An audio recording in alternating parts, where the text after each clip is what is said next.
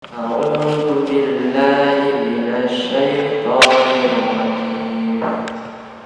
بسم الله الرحمن الرحيم. والضحى والليل إذا سجى ما ودعك ربك وما قلى وللآخرة خير لك من الأولى ولسوف يؤتيك ربك فترضى ألم يجدك يتيما فآوى ووجدك ضالا فهدى ووجدك عائلا فأغنى فأما اليتيم فلا تقهر وأما السائل فلا تنهر وأما بنعمة ربك فحدث. صدق الله العظيم. Bismillahirrahmanirrahim. Assalamualaikum warahmatullahi wabarakatuh. Alhamdulillahirabbil alamin. Shalawatullahil barrir rahim wal malaikatil muqarrabin ala sayyidina wa azimina wa qurrati a'yunina Muhammadin thawal amin wa ala alihi wa ashabihi ajma'in, amma ba'du. Yang sama-sama kita muliakan Shahibul Bait yang telah menyediakan tempat bagi kita semua. Mudah-mudahan tempat ini diberkahi oleh Allah Subhanahu wa taala. Amin ya rabbal alamin. Kemudian juga yang kami muliakan pengurus Bank Batu Hijrah beserta jajaran pengurus harian, ikhwan dan akhwat, wabil khusus yang hadir di majlis kajian kita ini, juga kawan-kawan yang mungkin ikut kajian ini melalui online di rumah masing-masing.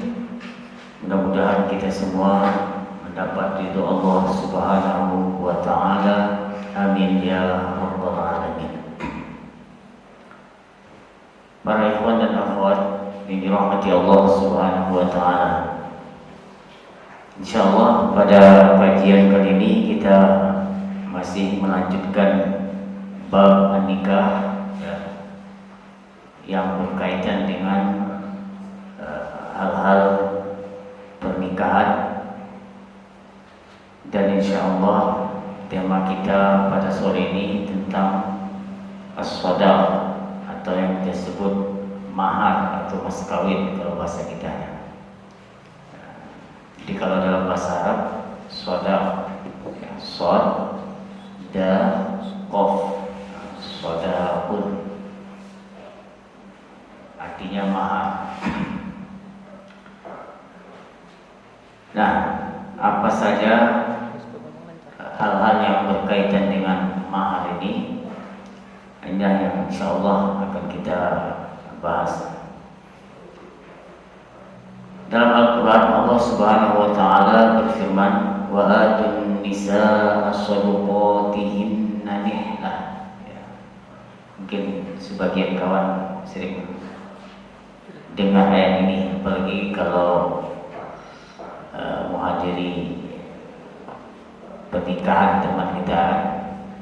Biasanya berdua baca ayat ini, surah Nisa.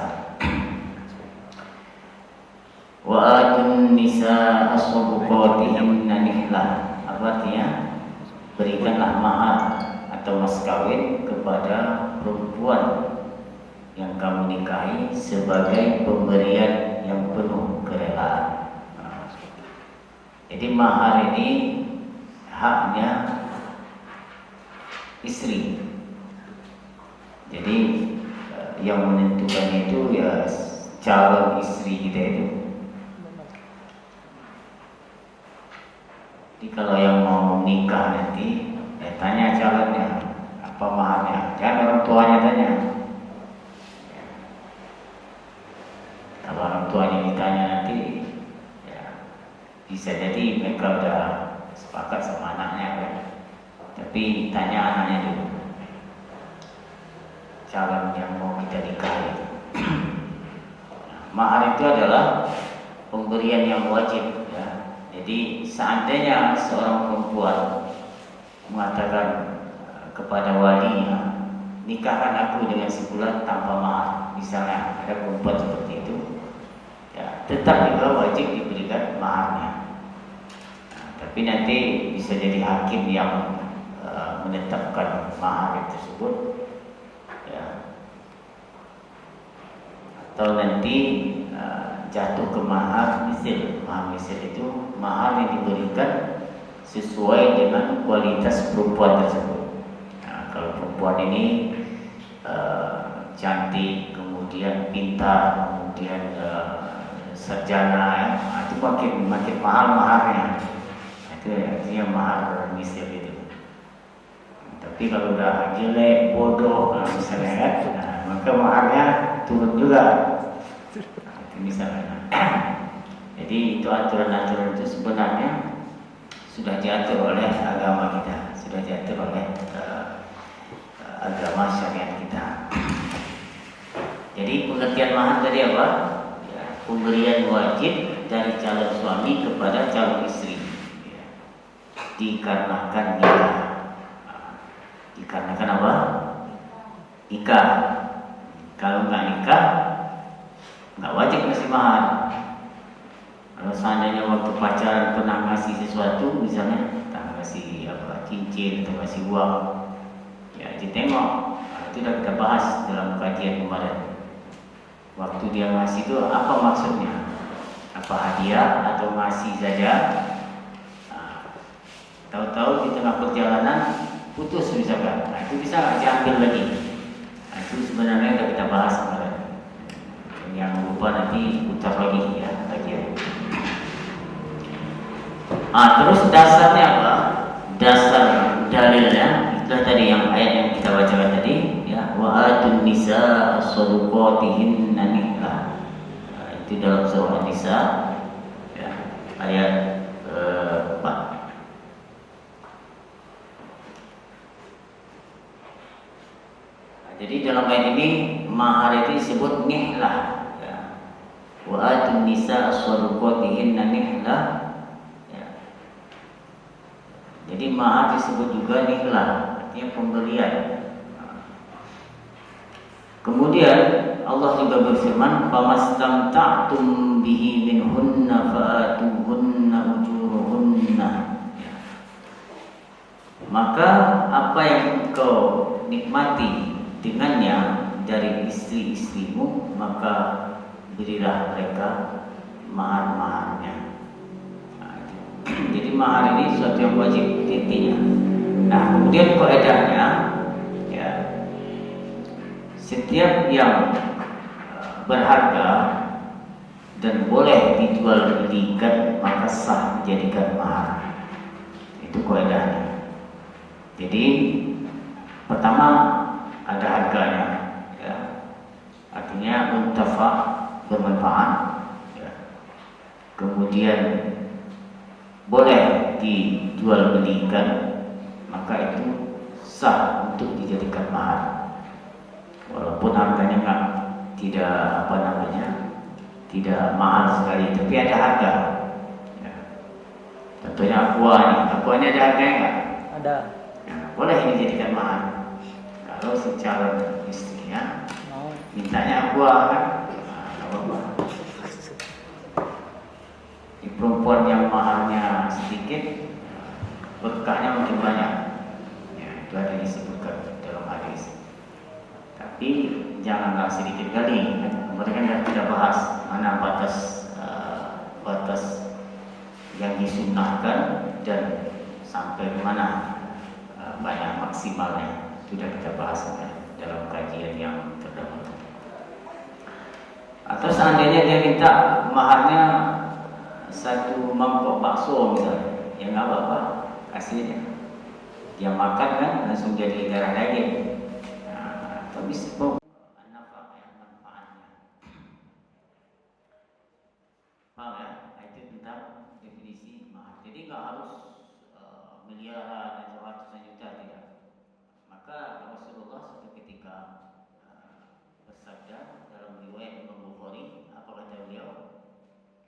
Iltamis walau khataman min hadid. Ya, carilah mahar, ya, walaupun sebentuk cincin dari besi. Cincin dari besi kan murah, tapi berharga. Walaupun dia murah, nggak harus harganya ratusan juta atau puluhan juta, yang penting ada harganya. Tapi kalau sesuatu yang tidak sah dijualbelikan, ya, maka tidak bisa dijadikan mahar. Apa contohnya? Khamar misalkan. Khamar itu kan tidak sah dijualbelikan karena dia najis. Jadi nggak boleh dia minta mahar satu botol khamar misalkan, satu botol tua, itu nggak sah.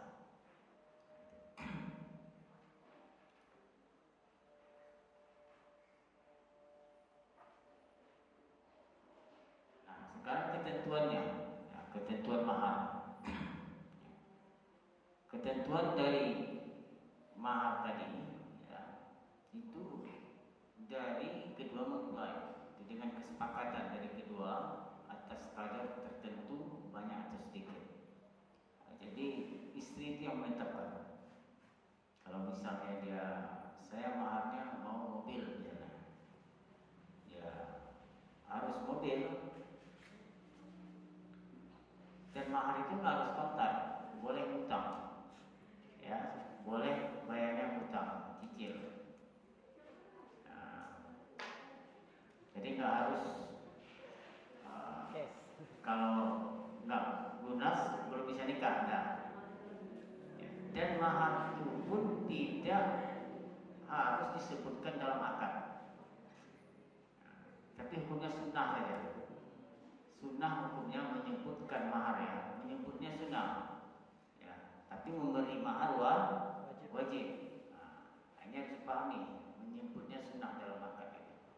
Jadi kalau seandainya dia tidak sebutkan mahar itu dalam akad, nggak ada masalah. Ya. Tapi wajib sang suami nanti memberikan mahar tersebut, baik itu maharnya kontan atau dain dengan hutang. Tapi nanti ada perinciannya, ya. Kalau misalnya apa namanya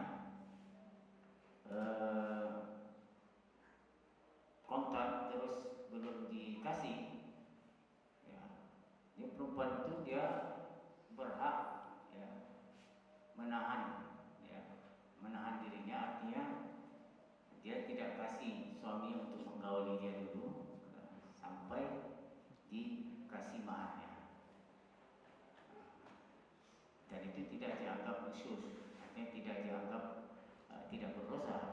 Ya, misalnya Bang Jul ini, ya, contoh sederhana, ya. Bang Jul nikah dengan seorang perempuan, ya. Maharnya 10 juta misalnya, atau 50 juta. Cuman ini kontan ini, tapi belum dikasih. Pas malam pertama, Bang Jul mau menggauli, ya, suami istrinya ini tadi. Boleh itu istrinya apa? Menolak. Jangan sentuh dia dulu sampai duit dia 50 juta itu kau kasih ke saya. Itu tidak berdosa. Ya, berdosa. Ya. Paham itu? Tapi kalau seandainya ngutang, bantu ngutang misalnya, ya. Misalnya ini kita bahas. Kalau ngutang gimana kita? Tasmiyatul mahri fi 'aqdin nikah mustahabbah. Qala al-mu'allif, menyebutkan mahar, ya, dalam proses akad nikah mustahabbah, hukum asalnya adalah sunnah, ya. Yang wajib itu memberi mahar Adapun menyebutnya di dalam akad itu tidak wajib. Walaupun kebiasaan kita di sini disebutkan kan, jarang kita dengar tak disebutkan. Tapi secara hukum itu nggak wajib. Kemudian yusannu ya, alla yadkhula biha hatta yadfa' ilaiha syai'an min as-sadaq khurujan min khilaf man awjabah. Disunnahkan juga jangan digauli dulu perempuan atau istri kita itu sampai dia sudah membayar maharnya tadi, bayar mahar kepada perempuan tersebut.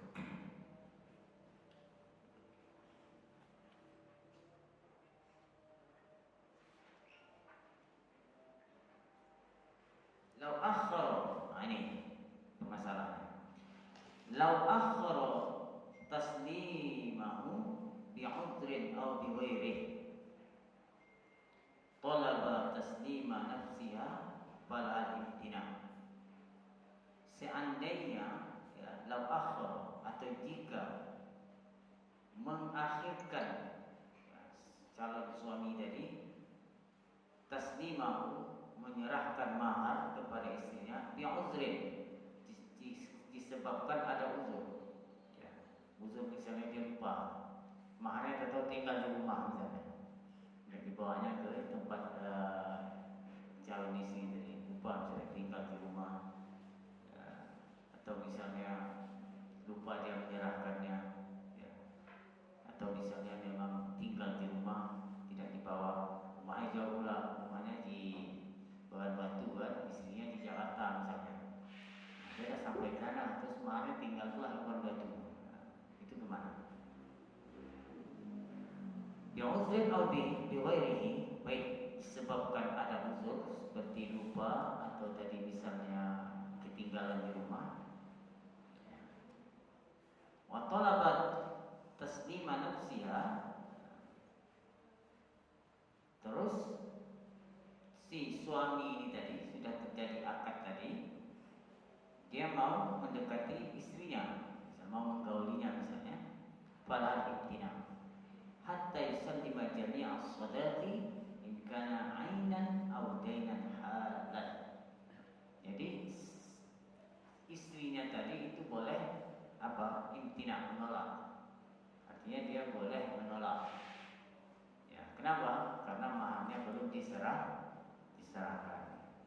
Tapi kayaknya cara mau menolak ya. Ya, jarang kayaknya mau menolak. Hah? Nah, itu. Seandainya dia menolak karena maharnya belum diserahkan oleh suaminya tadi, ya, baik itu disebabkan uzur karena lupa tadi atau tidak, ya, maka seorang istri dia punya hak untuk menolak kalau mau digauli.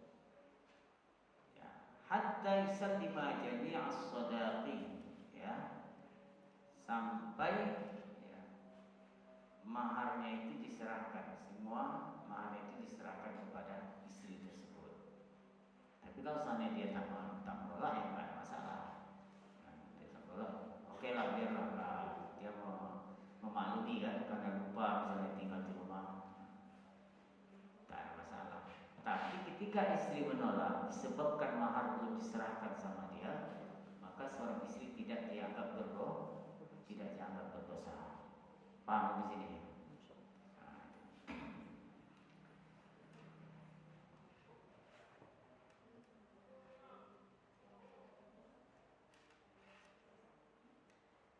Kana 'ainan aw dainan halan.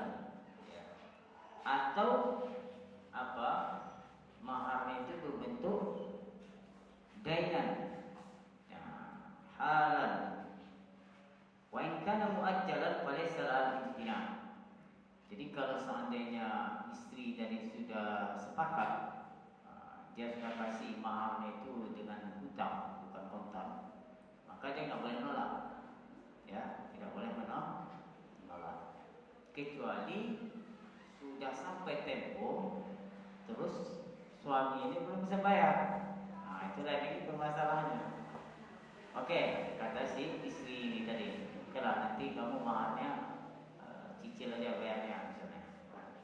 Artinya dengan cicil atau dengan hutang dibayar sampai bulan ketiga misalnya. 3 bulan setelah nikah kan, nah ini baik juga kan istrinya ini kan, dikasih hutang maharnya. Terus sampai bulan ketiga suami belum bisa bayar. Nah, itu gimana? Sebutkan di sini. Wa in kana muajjalan falaysa al-imtina, fa in halal ajal qabla taslimiha. Falaysa al-imtina aidan 'ala al-asl.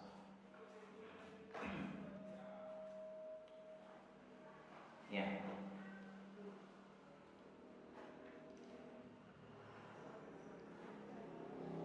Jadi mahar tadi ada 2 ketentuannya.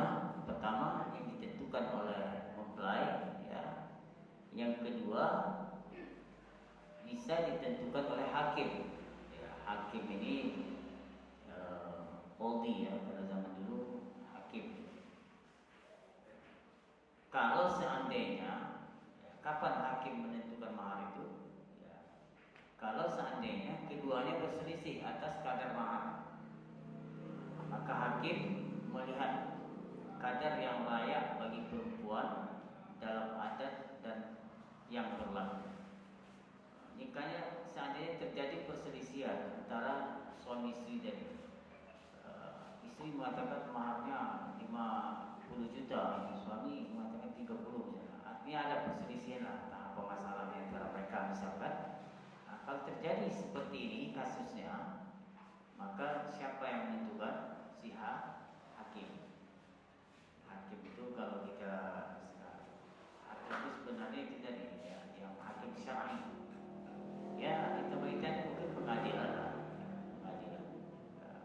Dia yang menentukan nanti. Maka dia melihat kalau tipe perempuannya seperti ini, ya, maka maharnya sekian misalnya. Itu hakim yang menentukan. Kalau hakim sudah menentukan, ya mau tak mau sesuai dengan apa yang ditetapkan hakim, yang harus dibayar oleh suami tadi.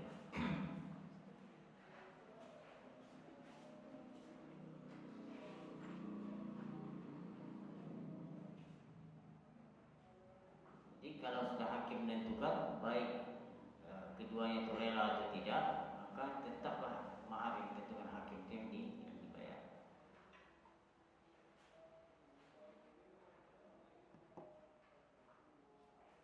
Terus jika keduanya belum sepakat atas kadar mahar dan belum ada ketentuan dari hakim dan terjadi hubungan badan, maka yang ditetapkan oleh mahar misil.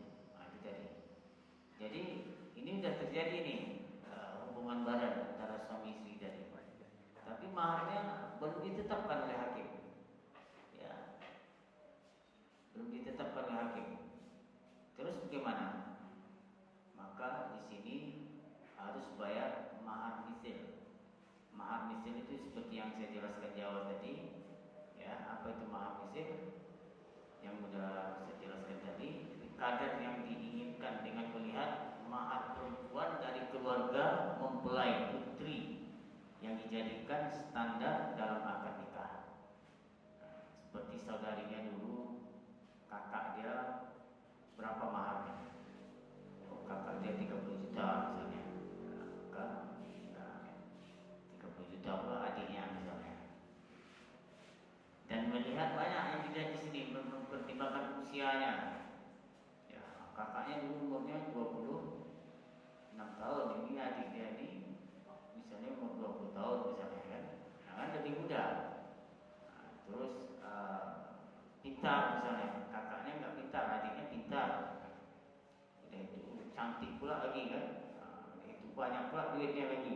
Nah, ini makin apa, makin naik apanya, maharnya makin naik. Jadi mahar misalnya seperti ini.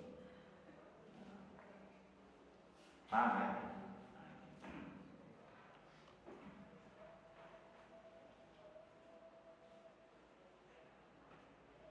Ya, kalau kadar mahar masih ingat kan? Berapa kemarin, Bang Jun? Yang disunahkan itu?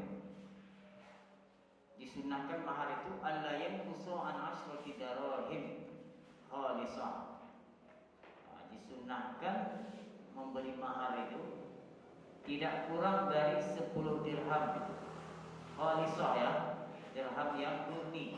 Dirham itu kan terbuat dari perak, berarti 10 dirham khalisah. Kemarin kita apa? 1 dirham itu sama berapa kemarin? 2,975. 2,975.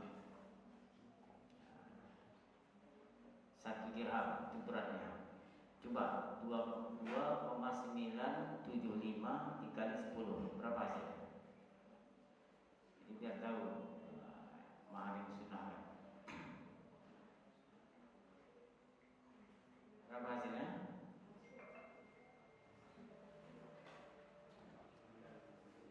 Berapa panggil?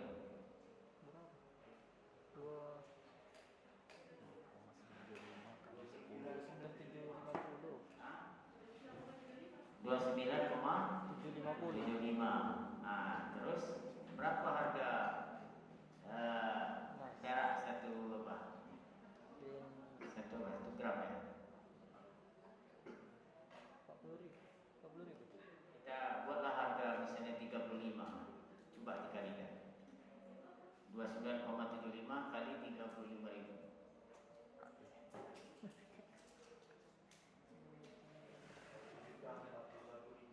Berapa?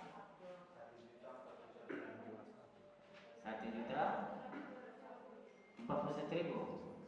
Nah, itulah. Jangan kurang segitu dari yang disunahkan. Jangan kurang dari 1 juta. Berapa tadi? 41.000.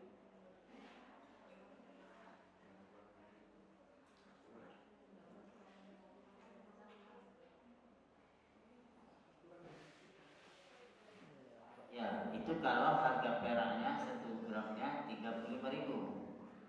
Tergantung harga peraknya. Kalau peraknya nanti harganya 40.000 misalkan atau 50.000, ya tinggal kalikan aja. Siapa yang toko emas di sini? Tahu harga perak? 6.000. Hah? 56.000. Harganya? Sekarang. Nah, coba dikalikan 56.000. Ini biar jelas, biar Bang Jo nanti siap-siap. Berapa? Masih di bawah 2 juta. Dikit gitu. Berapa gram itu? 1 kali job aja udah dapat itu. File aja. Ya, nah itu disunahkan ya, disunahkan. Ini perlu juga disampaikan kepada calon-calon kalian. Nah,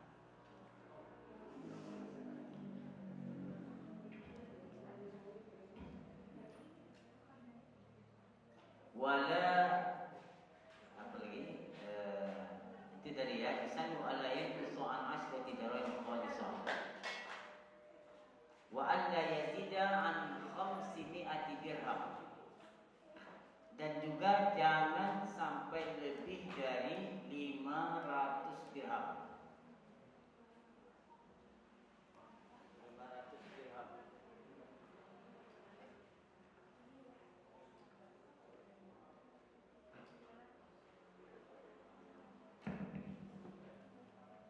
500 dirham. Coba kalikan. Berapa tadi? 29,75 kali 500 kali 500.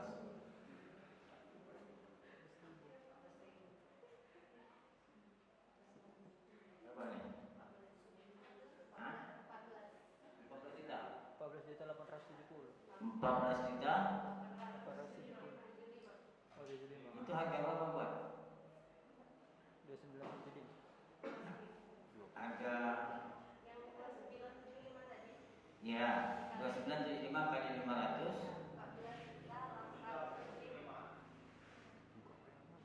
baru dikali dengan harga 56.000 kali 56.000 56.000. 56.000.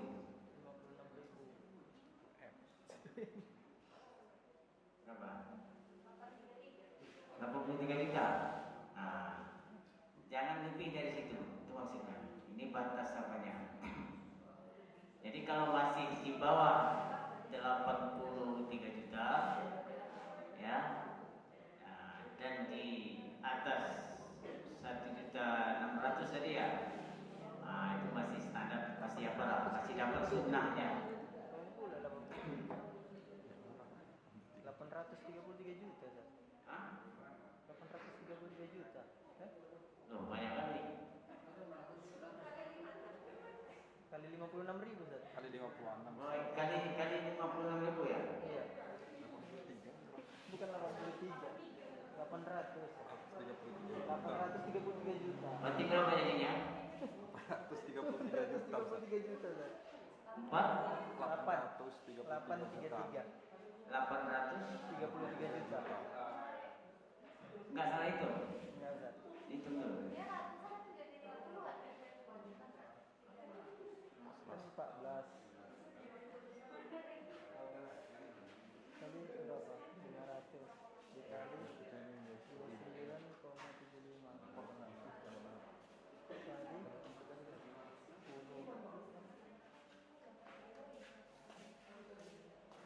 Iya kan? Tadi berapa? Mungkin tadi salah kali itu. 500 dikali Ya kan 1 gram itu 2,975. 2,9. Ya, dikali 500 Kali 500 ya, kali 500 dikali dapat berapa? 56.000. Oh, 83.300. Itu 83 juta 300. sampai 800 juta per 1 M. Kirain tadi 29,75. Jadi itu tadi ya. Jadi supaya dapat sunnahnya jangan kurang dari 1.600.000 sekian tadi, dan jangan lebih dari 83 juta. Itulah dia apanya. Yang dianjurkan seperti itu. 80 bisa lah. 80.000. Tapi kaedahnya, ya kaedahnya tadi, ya, tidak ada batas patokannya, harus sekian itu nggak ada. Ya. Yang penting mahar itu sesuatu yang Nggak apa-apa gitu kan. Ini kan yang penting bermanfaat, kemudian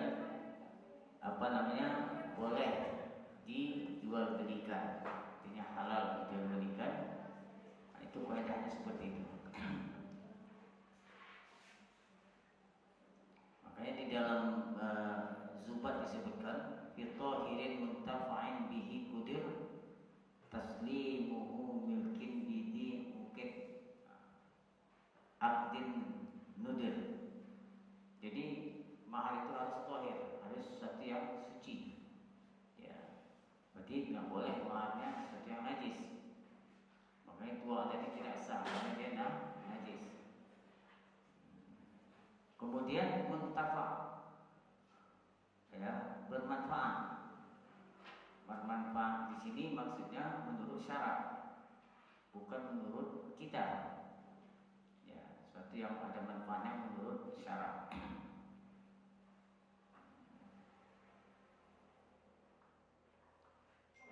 Itu kaidah maharnya tadi.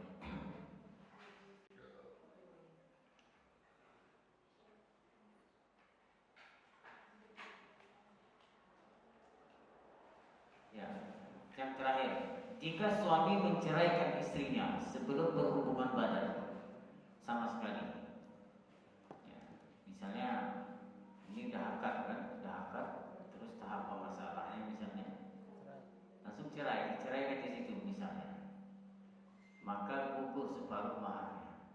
Jadi mas kawinnya itu dikembalikan separuh saja. Kalau memang belum disetujui sama sekali. Ya. Kalau nggak salah kemarin pernah terjadi kasus mana?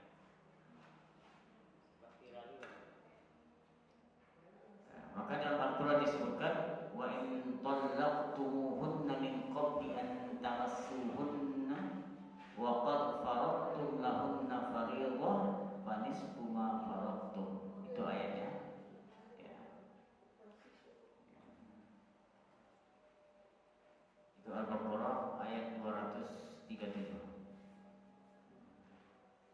ketika kalian menceraikan istri-istri kalian sebelum kalian menyentuh mereka, maksudnya menyentuh sebelum menggauli mereka, ya.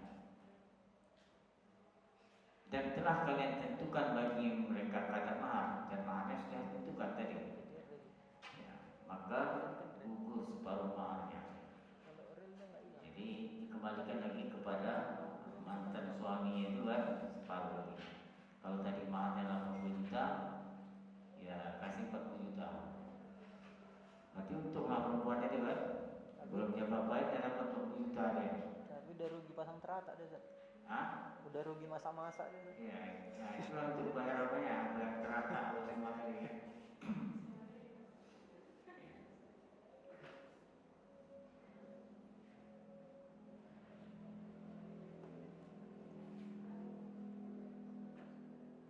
Itu kalau belum digauli sama sekali. Ya.